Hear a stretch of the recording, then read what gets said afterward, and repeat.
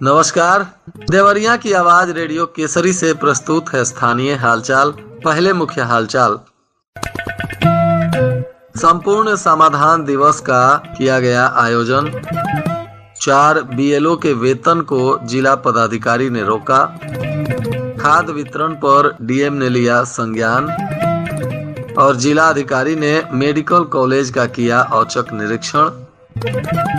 हत्याकांड के आरोपी को पकड़ने के लिए गोरखपुर से पहुंची पुलिस की टीम। स्थानीय हालचाल के इस अंक के साथ मैं अनिकेत मिश्र। अब हालचाल विस्तार से। जनपद के सभी थानों पर आज संपूर्ण समाधान दिवस का आयोजन किया गया। इसको लेकर जिला पदाधिकारी दिव्या मित्तल की अध्यक्षता में भी पुलिस अधीक्षक संकल्प शर्मा के उपस्थिति में सलेमपुर तहसील में संपूर्ण समाधान दिवस का आयोजन किया गया, जहां आए हुए सभी मामलों की गंभीरता से सुनवाई की गई। इस दौरान अन्य भी पदाधिकारी गण मौजूद रहे। जिला पदाधिकारी और पुलिस अधीक्षक ने इन सभी मामलों को समयबद्धता के साथ निष्पादित करने के लिए पदाधिकारियों को निर्देशित किया। बताया जा रहा है कि जिला पदाधिकारी के इस संपूर्ण समाधान दिवस में 114 प्रार्थना पत्र प्राप्त हुए थे, जिनमें राजस्व के 63, पुलिस विभाग के 18, विकास विभाग के 9, स्वास्थ्य विभाग के 2 और समाज कल्याण विभाग के 2 तथा अन्य विभागों के 20 मामले थे। इनमें 6 शिकायतों का मौके पर ही समाधान किया गया, जबकि शेष 108 शिकायतों को संबंधित विभागों को सौंपते हुए निर्धारित समयावधि में समाधान करने के लिए निर्देशित किया गया। जिलाधिकारी दिव्या मित्तल की अध्यक्षता में निर्वाचक नामावलियों में विशेष संक्षिप्त पुनरीक्षण कार्य में लापरवाही बरते जाने वाले 4 बीएलओ को लेकर जांच पड़ताल की गई, जिसमें बूथ लेवल अधिकारी का कार्य संतोषजनक नहीं पाया गया, जिसको लेकर जिला पदाधिकारी ने इनके वेतन पर रोक लगा दिया। बताते चले कि 1 जनवरी से 29 अक्टूबर तक संक्षिप्त पुनरीक्षण कार्य चल रहा है। इस प्रक्रिया में दावे आपत्तियां प्राप्त करने की अंतिम तिथि 28 नवंबर 2024 निर्धारित की गई है। जिलाधिकारी ने सभी अधिकारियों को इस कार्य को प्राथमिकता के आधार पर करने का निर्देश दिया था, जिसमें लापरवाही करने वाले बीएलओ पर यह कार्रवाई की गई है। जिलाधिकारी दिव्या मित्तल ने निजी क्षेत्र की उर्वरक उत्पादक कंपनी नेशनल फर्टिलाइजर्स लिमिटेड के द्वारा जनपद में सहकारी समितियों के माध्यम से कृषकों को उपलब्ध कराने के लिए 300 मीट्रिक टन डीएपी जो प्राप्त हुआ है, उसका आवंटन 15 सरकारी समितियों यानी बीपैक्स को किया गया है। किसानों को आ रही डीएपी की समस्या को लेकर जिला पदाधिकारी ने बैठक की और यह जानकारी साझा की। उन्होंने कहा कि इसके अतिरिक्त जनपद बलिया में लगने वाली इफ्को डीएपी की रैक से भी जनपद में वितरण के लिए 350 मीट्रिक टन डीएपी प्राप्त हुआ है, जिसका आवंटन 21 सहकारी समिति यानी बीपैक्स और 3 पीसीएफ के कृषक सेवा केंद्रों को जनहित और कृषक हित में दिया गया है।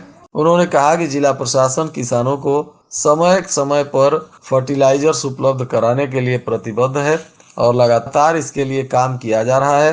किसानों को उर्वरक की कमी नहीं होने दी जाएगी।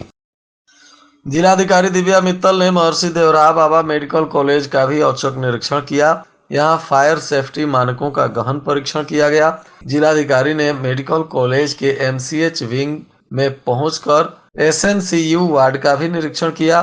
इमरजेंसी फायर एग्जिट का भी स्पष्ट और सुरक्षित मार्ग बनाने के लिए निर्देश दिया गया। उन्होंने कहा कि आकस्मिक परिस्थितियों में इमरजेंसी एग्जिट लोगों की जान बचाने में अत्यंत महत्वपूर्ण भूमिका निभाते हैं। जिलाधिकारी ने यह भी सुनिश्चित करने का निर्देश दिया कि मेडिकल कॉलेज में लगे सभी फायर एक्सटिंग्विशर की एक्सपायरी डेट भी नियमित जांच की जानी चाहिए। उन्होंने कर्मचारियों को आग जैसी आकस्मिक परिस्थितियों से निपटने के लिए समुचित प्रशिक्षण भी देने पर जोर दिया है।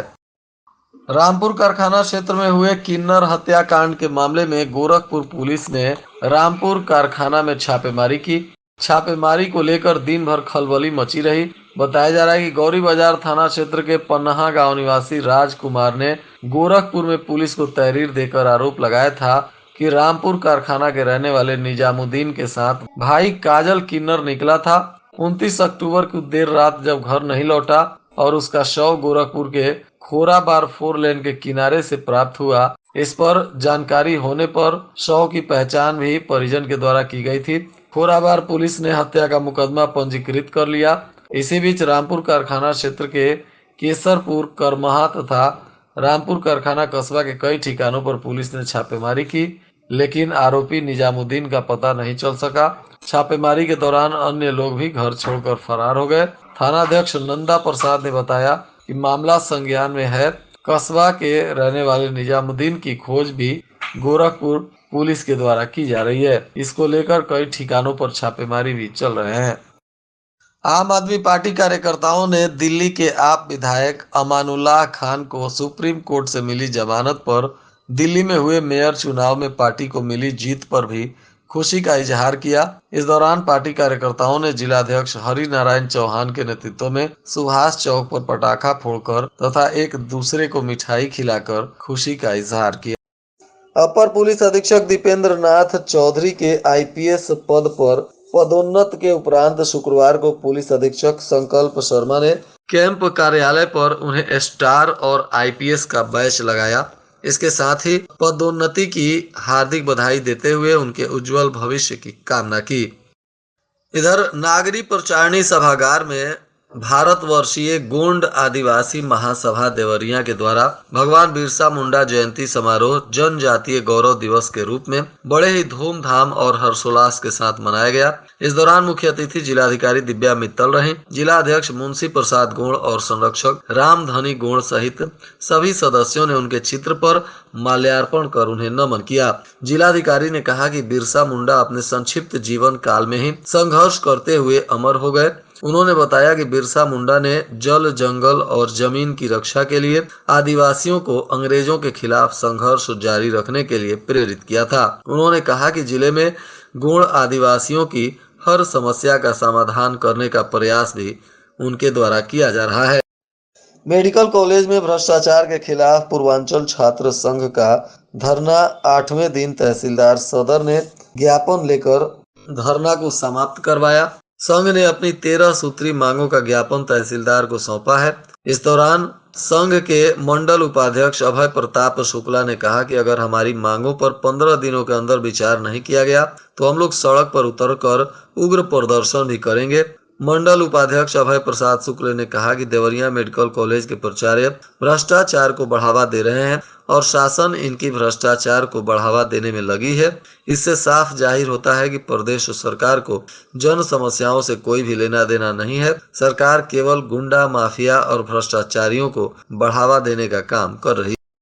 इधर लार कस्बा में दिन दहाड़े हुई हत्या और लूट की वारदात पुलिस के लिए सरदर्द बन गई है। घटना के 3 दिनों बाद भी पुलिस के हाथ कोई अहम सुराग नहीं लगे हैं। पुलिस की 3 टीमें स्थानीय के साथ साथ बिहार के बदमाशों की भी कुंडली खंगाल रही है। घटना के तीसरे दिन भी पुलिस के अधिकारी नगर पंचायत लार में जमे रहे। लार के शास्त्री नगर वार्ड निवासी घनश्याम गुप्ता की पत्नी चंद्रावती देवी की 13 नवंबर को हत्या कर घर में करीब 35 लाख की लूट की गई थी, जिसमें पुलिस ने मुकदमा दर्ज करने के बाद जांच शुरू किया है। एसपी संकल्प शर्मा ने भी मामले को गंभीरता से लेते हुए एसओजी समेत 3 टीमों का गठन किया है और पुलिस की टीम हत्याकांड के खुलासे के लिए एड़ी चोटी का जोर लगा रही है। जिले में विद्युत चोरी पर लगाम लगाने के लिए 4G स्मार्ट मीटर लगाने की पूरी तैयारी कर ली गई है। जिला मुख्यालय पर लाइन लॉस वाले फीडर और ट्रांसफार्मर से जुड़े सभी उपभोक्ताओं के घरों के साथ ही सरकारी कार्यालय और सरकारी आवासों में प्रीपेड मीटर लगाया जाएगा। इसके लिए विभाग ने उपकेंद्र के फीडर वार डाटा तैयार किया है। आने वाले दिनों में genus power solutions limited company के कर्मचारी उपभोक्ता के घरों में भी मीटर लगने शुरू हो जाएंगे।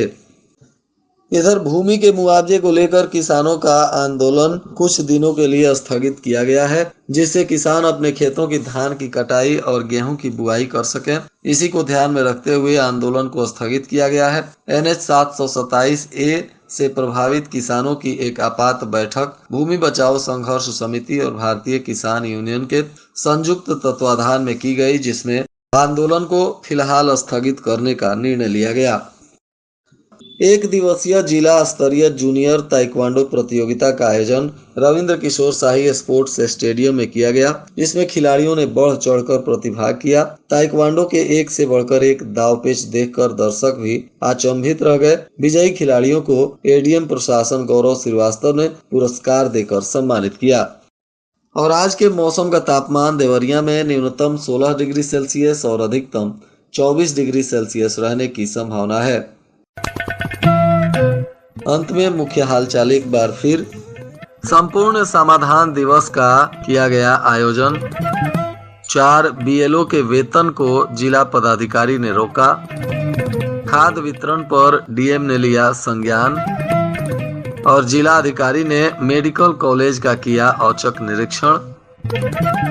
हत्याकांड के आरोपी को पकड़ने के लिए गोरखपुर से पहुंची पुलिस की टीम। इसके साथ ही रेडियो केसरी से प्रसारित स्थानीय हालचाल का यह अंक समाप्त हुआ। नमस्कार।